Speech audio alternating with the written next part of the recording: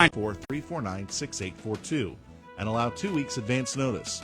For more information, call 724-465-4700. Indiana in the Morning, presented by First Commonwealth Bank. I'm Josh Whittison, and this interview segment presented by Marcus & Mack, voted best personal injury law firm in the Best of Indiana County contest. Marcus & Mack, a law firm representing injured people. Now, this is one of those interview segments that I'm actually going to enjoy because I'm going to sit back and relax on this one. Because we have as our guest Dante Lombardi, IUP basketball alumnus, and we have doing the interview the voice of the Crimson Hawks, Jack Benedict. And as I understand it, Jack, Dante is involved in a very big coaching assignment as of late. That's what I hear, too. I'm going to get all the information, so I had to go to the source and bring him in. He called me a while back and said, hey, I'd like to let you know about something that's going on. Dante, welcome aboard. Usually that's a spot where your dad is. So that's a good spot. Yeah. You can follow up.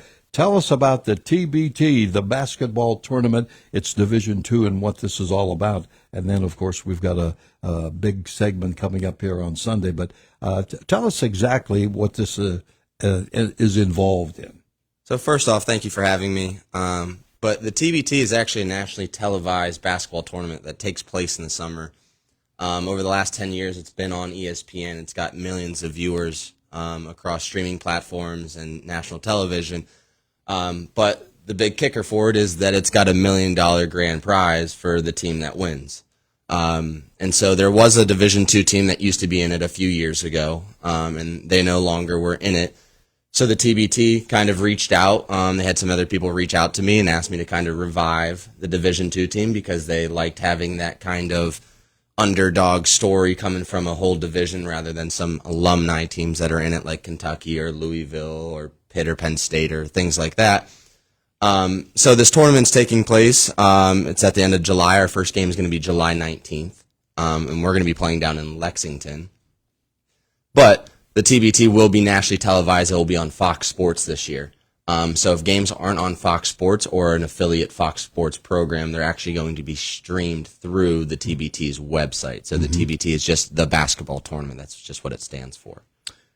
Tell us about the rules are a little bit different. What is the concept of the whole thing? So the rules are just slightly different. At the end of the day, it's still basketball. There's going to be 4 9-minute quarters, but the thrill of the TBT compared to maybe some other basketball leagues or anything like that is as soon as there's 4 minutes left in the game, whatever the score is, the winner is actually just who reaches the score 8 points more than the winning team. So if the score is 70-65, the winner is actually just whoever reaches 78 more, or whoever reaches 78 first. The reason why they do this is to keep it a little bit more exciting. There's no fouling at the end of the games to try to get them to miss free throws, come down the other end, hopefully hit a 3, cut the deficit by 2 points.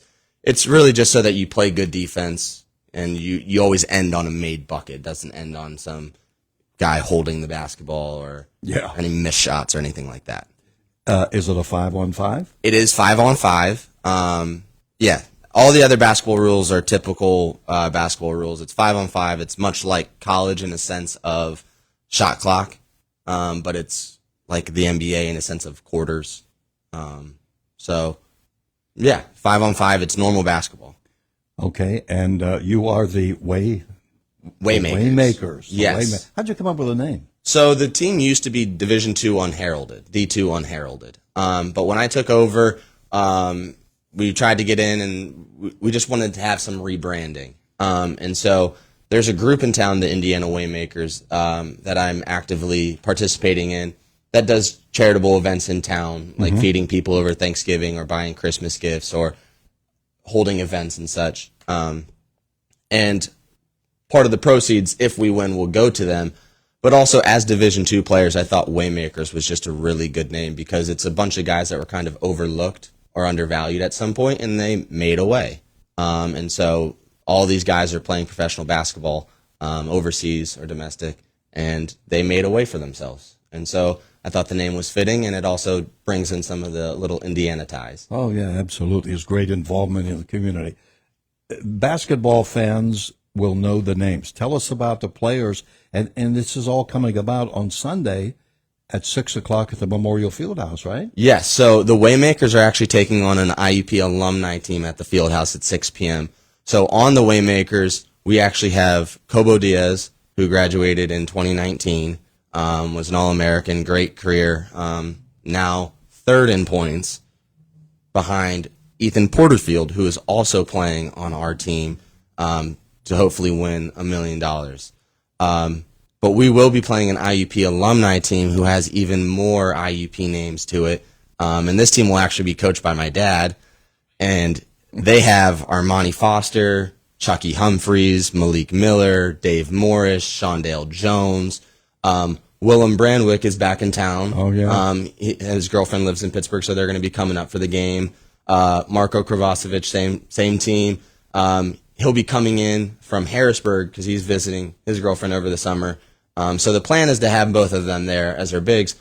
But we're also going to have Darrell Webb, which for some of the older IUP fans, that's also a very big name, as he is quite possibly the greatest IUP basketball player of all time with his jersey hung up. Hall of Famer, number retired. What else do you want? Exactly. And the thing that's great about this is these guys, we see them from time to time during the regular season. Obviously, some of the guys are playing overseas, but it brings the family back together. Yeah. Which for somebody like me or somebody that's lived in this community forever, they know the names. They know what we got to see what's going on here. Yeah. Now there is an admission charge, right? Yeah. So the admissions is $10. We do have to pay for the field house and for some of the other things that we're holding. We're trying to make it so that these guys don't have to have too many expenses themselves.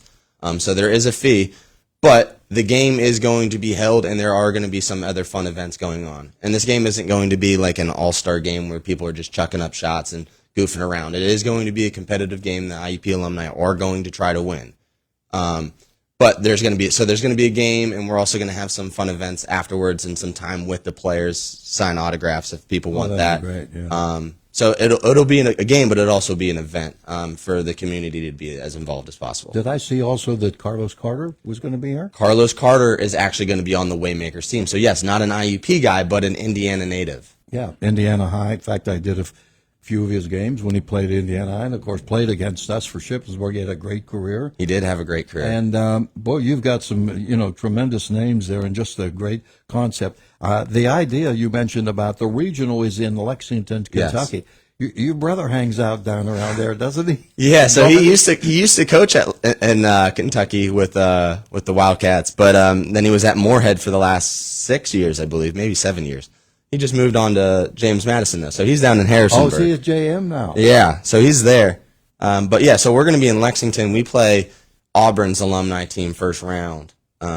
Kentucky's on the other side of the 8-team bracket, so we wouldn't play them unless we made that regional championship type game. And eventually, it ends up where, in Philadelphia? Yeah. So the semifinals and finals will be in Philadelphia. The quarterfinals, which would be the Elite Eight, is at an undisclosed location as of right now. Mm-hmm. So if we can win the first 3 games in Lexington, we'll move to an undisclosed location.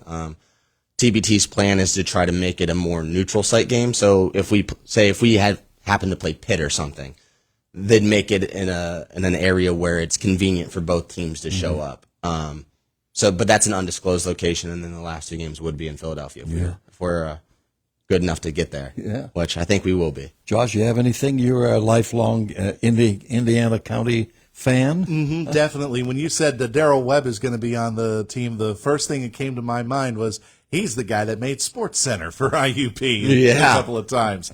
And the fact that I actually like the rule that I think I've kind of called it the Kobe Bryant rule, where you come to where you end on a bucket and a point total rather than going down to the wire. I think that is a very unusual rule, but we see it at the All-Star games in the NBA all the time. So the All-Star game actually took it from the TBT. Oh, it did? Oh. Yeah, so the TBT has been doing this now for 10-plus years. I think they're on year 11 or 12.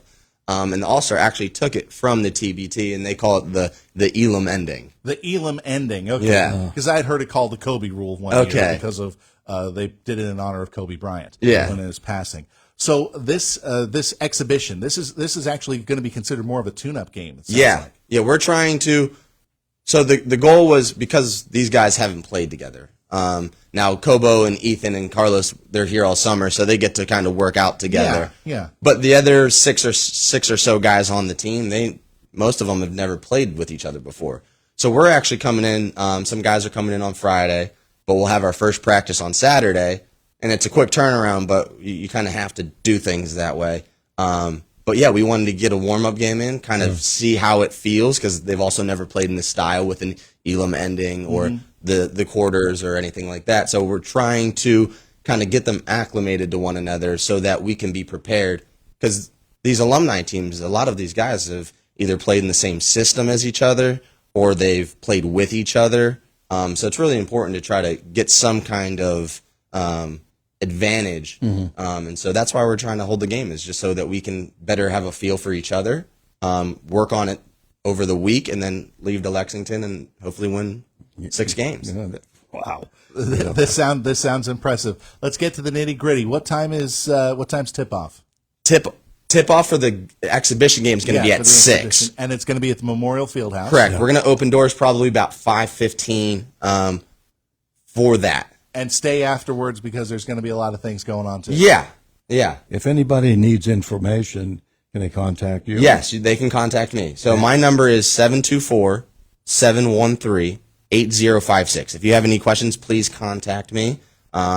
If I don't answer you, please leave a voicemail. I am kind of busy, so I'll get to it as fast as I can. Or you could just leave me a text message, and I'll respond to those. Yeah, well, we'd like listeners to spread the word. Yes, please like spread it to as many people as possible. It'd be awesome to get the whole town to gather around these and see people like Daryl Webb and Kobo and Ethan, guys that are some of the best players, literally, to ever come through this town, and get to see them again. Yeah. Well, hopefully the Facebook side will be glad to post where it's going to go on our Facebook page. People, share it. Let's pack out the field house again. Unfortunately, I've had an opportunity to see most of these guys. Yeah. In fact, I think all of them. Yeah.